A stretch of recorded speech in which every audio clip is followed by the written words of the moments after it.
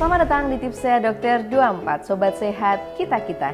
Pada kesempatan kali ini saya akan meneruskan pembahasan tentang ISPA.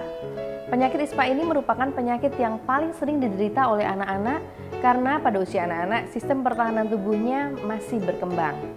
Pada anak-anak ISPA bisa terjadi lebih dari 4 kali dalam setahun dan yang paling banyak terjadi adalah pada perubahan musim atau pancaroba. Kita akan membahas kembali tentang definisi ISPA.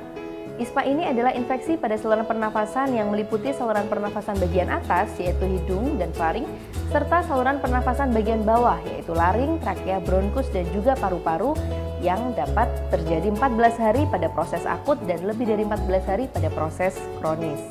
Infeksi itu sendiri menandakan masuknya kuman ke dalam tubuh dan dapat berkembang biak sehingga menimbulkan berbagai gejala. Klasifikasinya adalah sebagai berikut. Yang pertama adalah pneumonia atau radang paru, ditandai secara klinis oleh adanya nafas cepat.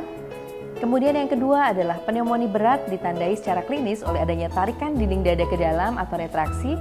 Serta yang ketiga adalah bukan pneumonia, ditandai secara klinis oleh batuk pilek dan bisa disertai demam tanpa tarikan dinding dada ke dalam atau adanya nafas cepat. Nah, apa saja penyebab ISPA? Yang pertama adalah virus. Virus yang menjadi pemicu ISPA yaitu rhinovirus, respiratory syncytial virus, adenovirus, dan virus influenza. Yang kedua adalah debu atau asap.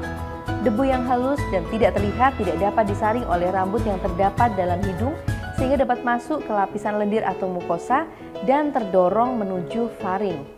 Secara umum, efek pencemaran udara terhadap saluran pernafasan dapat menyebabkan pergerakan silia hidung menjadi lambat dan kaku, bahkan dapat berhenti, sehingga tidak dapat atau tidak efektif membersihkan saluran pernafasan akibat iritasi oleh bahan cemaran.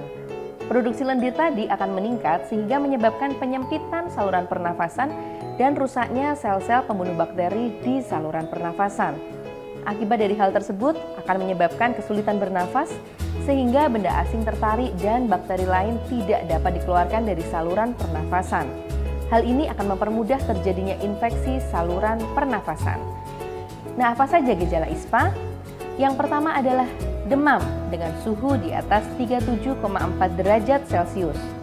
Selanjutnya adalah batuk pilek, nyeri tenggorokan atau nyeri menelan, serta produksi sekret atau lendir yang berlebihan, dan dapat juga disertai sesak nafas dan terdengar suara nafas yang tidak normal, misalnya wheezing atau ngik-ngik, ronki, stridor seperti mengorok dan juga crackles.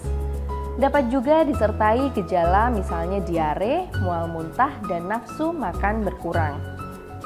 Virus penyebab ISPA ini sangat menular, dan penularannya bisa terjadi akibat si kecil menghirup droplet atau percikan lendir yang dikeluarkan oleh penderita ISPA.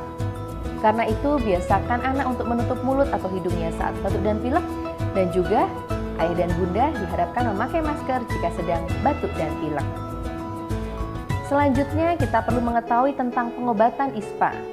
ISPA yang sifatnya bukan pneumonia biasanya sembuh dengan sendirinya, yaitu dilawan oleh daya tahan tubuh yang membaik. Dan jika terjadi demam, kita perlu memberikan kompres air hangat dan juga diberikan antipiretik atau penurun panas sesuai dengan dosis yang dianjurkan oleh dokter. Namun bila gejala mengarah pada radang paru-paru, jangan tunggu lama-lama. Anda harus segera memeriksakan anak Anda ke dokter spesialis karena bila penanganan terlambat akan membahayakan jiwa anak Anda. Demikian informasi dari saya, semoga bermanfaat. Dan nantikan informasi serta tips-tips menarik selanjutnya hanya di Tips Saya Dokter 24, Sobat Sehat Kita-Kita. Salam sehat!